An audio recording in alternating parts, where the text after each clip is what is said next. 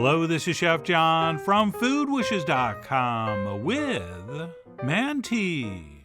That's right, have you ever been eating dumplings and thought to yourself, these are good, but I wish they were shaped like boats and we could see the meat inside? Well then, these amazing Armenian dumplings are for you. And I've only made these a few times, and I think this was my worst batch. But these are so incredible, I couldn't wait to master the recipe before I shared it. And you'll be happy to know that even a Manti that's not good is great. So with that, let's go ahead and get started by making a very simple pasta-like dough, which starts with some all-purpose flour, to which we will add 1 whole egg, plus a little touch of olive oil, and of course we're going to need a pinch of salt. And then we'll finish up with a little bit of cold fresh water, at which point we'll take a fork and follow standard Food Wishes dough procedure, which means we mix everything until it just starts to come together, and then we get in there with our hand or hands to bring everything together into what we call a shaggy dough, at which point we dump everything onto the work surface, and we knead it until our dough is nice and smooth. And you know how in every one of these dough videos, I tell you never to add all the flour at once, since it's always easier to adjust a wet dough with more flour than to adjust a dry dough with more water. Well, my friends, I did not follow my own advice, and I ended up with something that was way too dry. So I had to drizzle more water in to try to adjust this, which as I said is never as easy as just trying to add flour to a wet dough. And eventually I did add enough water back in, and I was able to knead this dough and smooth it out pretty good. But in hindsight, it was not as soft as it should have been, and I could not believe I had made that rookie mistake. Right, so to summarize, never ever add in all the flour at once. But anyway, like I said, that eventually came together, and once we do have a relatively smooth ball of dough, what we want to do is wrap it up and just let it rest on the counter for about a half hour before we use it. Right, doughs we let rest are just easier to work with, and that is a proven scientific fact. And that's it. While our dough is resting, we can move on to our meat mixture, which for me is going to start with a ½ pound of ground beef, although lamb is also very popular, and if you can't decide, you have to use both. And then to that we will add some very finely minced onion, as well as some freshly chopped Italian parsley, and then we will season this up very simply with some smoked paprika, some kosher salt, some freshly ground black pepper, and then last but not least some Armenian cayenne. But if you can't find that, just use regular cayenne, which is what I used. And then once we have everything in there, we'll go ahead and grab a fork and give this an initial mixing, at which point we can switch to a hand, and we will continue mixing and mashing this until we are 100% positive everything has been equally distributed. And no, for this we don't really have to worry about overmixing. Since these balls of meat that go in the dumpling are so small, we're really not going to have to worry about any textural issues from overworking this. But having said that, once something's mixed, just stop. Otherwise you're just wasting time. And then once that's mixed, what we'll do is toss on some plastic and pop that in the fridge so it stays nice and chilled while we move on to roll out our dough, which as usual we'll do on a floured surface. And if I wasn't filming, I might have rolled everything out at once, but for this production I decided to use half the dough. And since this recipe is going to make about 40 dumplings, I was going to try to get 20 out of this half. And I could definitely tell at this point the dough was a little too stiff, meaning it should have contained a little more water and been a little softer, but I'm nothing if not stubborn, so I went ahead and rolled it out to what I thought was something that was nice and thin. Although as you'll hear me complain about later, it should have definitely been thinner. And then once rolled, my plan was to cut 20 rectangles, about 1.5 inches by 1 3/4 inches. So I went ahead and cut 4 strips one way, and then attempted to trim and cut the other direction in 5 strips, which was a great plan theoretically, but as you'll see I kind of messed it up. And that last row was not great, and that one in the corner was a little too small. So I ended up with 19, which is still pretty good. And by the way, do not discard your scraps. Right, wad them back up into a ball and cover them in plastic, in case you have extra meat and you have to roll out a few more. But anyway, once our dough is cut, we are ready to transfer on our meat, which we can if we want portion with a spoon. And ideally we're going to want about a ½ teaspoon to a teaspoon of meat, depending on how big our pieces of dough are. So a spoon will work. But let me show you a different way, which is a better way, and a much more professional way, since it's way faster if you had to do a lot of these. And that is done by grabbing a handful of meat and then basically squeezing it through the space between your thumb and forefinger, and you can squeeze out the exact size you need. And while it might not be the most beautiful technique to look at, it really is very effective and fairly fast. So that is the method I use to transfer the meat onto my dough. But like I said, the spoon will work, so you decide. I mean, you are, after all, the dude of whether to extrude. And regarding the amount, I'm definitely putting too much on here. Right, traditionally, according to the ones I've seen, they're probably using about half this amount. But I like meat, so I tried to use a lot of meat. And then as far as folding these up, it is actually very easy. All right, we'll just want to moisten both sides of the dough with a little bit of water on our fingertip. And then we'll simply pick it up and press both ends of the dough together, trapping our meat in the middle, which is going to give us that classic little man in the boat design.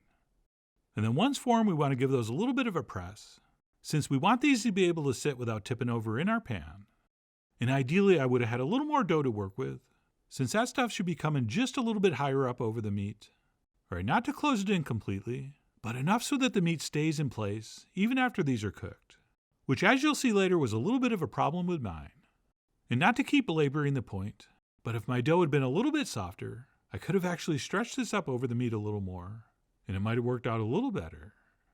And of course, anytime we're making dumplings or ravioli or tortellini, whenever we're pressing two pieces of dough together, we always want to squeeze it and press it out nice and thin, so we don't end up with a double thickness of dough. So that's what I was trying to do here as I was forming these. So I went ahead and did all 19. And once finished, we can transfer those into a well olive oil baking dish or pan. Oh, and yes, I did roll out the rest of the dough and make the other 20. And as I placed these in, I had these grandiose plans for some beautiful concentric circle design. Oh, it was going to be amazing. But eventually that all broke down, and I just started sticking them in wherever I could see a space. And while we want these placed in fairly close together, we don't want them really super packed in, because keep in mind, when a dough like this cooks, it's going to pretty much double in thickness, so we want to make sure there's room for it to expand. And that's it. Once our pan is mantied, it's ready for the first of 2 bakings, right? One dry and one wet.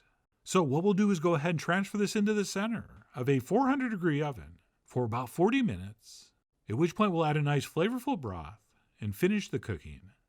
And we'll do that by sizzling a little bit of garlic and some olive oil set over medium-high heat. And after about 20-30 seconds of that, we'll go ahead and toss in some tomato sauce, and we'll give that a quick stir. And then we will also add a couple cups of chicken broth. Or I guess if you wanted, you could use beef broth. Oh, and this would be a good point to mention that the broth is actually optional. And many versions of this are dry and are simply cooked and served with a yogurt sauce. But personally, I really do enjoy the broth inclusion. And again, I'm basing that on just making this a couple times. But you're going to see what happens. And I think you'll go with this broth technique as well. But anyway, we'll add our broth, and then we'll go ahead and season this up with some freshly ground black pepper, as well as a few shakes of cayenne, and then maybe a pinch of salt. But of course, that'll depend on how well seasoned our chicken broth is. So if you need to add some, go ahead. Right, that is just you cooking. And that's it. Once everything's been added in, and it comes back to a simmer, it's done. And we can just turn off the heat and reserve it until we need it, which for me is going to be right now, since at this point my manti have cooked for 40 minutes and are looking rather magnificent, if I do say so myself. But having said that, the dough is clearly too thick and not really coming up high enough on the beef to hold it in place. But anyway, I'm still learning. And at this point, we'll go ahead and ladle over our tomatoey broth, which I think should come up just about to the top of the beef. And basically what's happened here is we baked that dough, and the bottoms and edges have sort of browned and have gotten a little bit crusty and maybe crispy. And also that dough's kind of dehydrated and dried out a little bit. So what's going to happen after we add our broth is that we're going to pop this back in the oven for about 15 minutes, which is going to give our dumplings time to absorb some of that broth and sort of rehydrate and soak in those flavors. And of course that means that broth is going to reduce down a little bit. And if everything goes according to plan, after about 15 more minutes of baking, our manti should look like this. I mean, come on. Imagine how good these are going to look once we know what we're doing. And then as far as finishing these for service, spooning over some kind of yogurt sauce is very traditional. And what I have here is some plain yogurt that we could flavor with a little bit of garlic and or maybe some lemon, depending on our mood. And then I finished up with a little bit of freshly chopped Italian parsley. And that's it. These manti were ready to go inside me. And as I said earlier, even a manti that's not good is great. And while these were not technically good, for reasons I've already covered, Okay, the dough was too dry and too thick, and the meat should have been encased better. Despite all that, these were still amazingly delicious, and if you have a culinary bucket list, or better yet, a dumpling bucket list, please put these on there. Since besides being pretty gorgeous and absolutely delicious, when it comes to dumplings, they are very unique.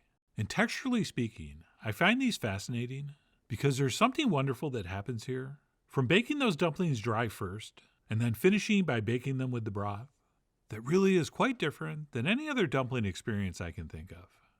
And yes, I would have been more than happy to just eat these right out of the pan, but I did go ahead and plate some up so I could take some pictures. And if you do that, you definitely want to spoon over some of that broth. And of course the yogurt sauce of your choice. And that's it, I sprinkled over a little more parsley and went in to eat some more. This time armed with a spoon and a fork, so as not to take any chances. And my main complaint with these was not the taste or the texture. It was the fact that the dough was not holding on to my meat.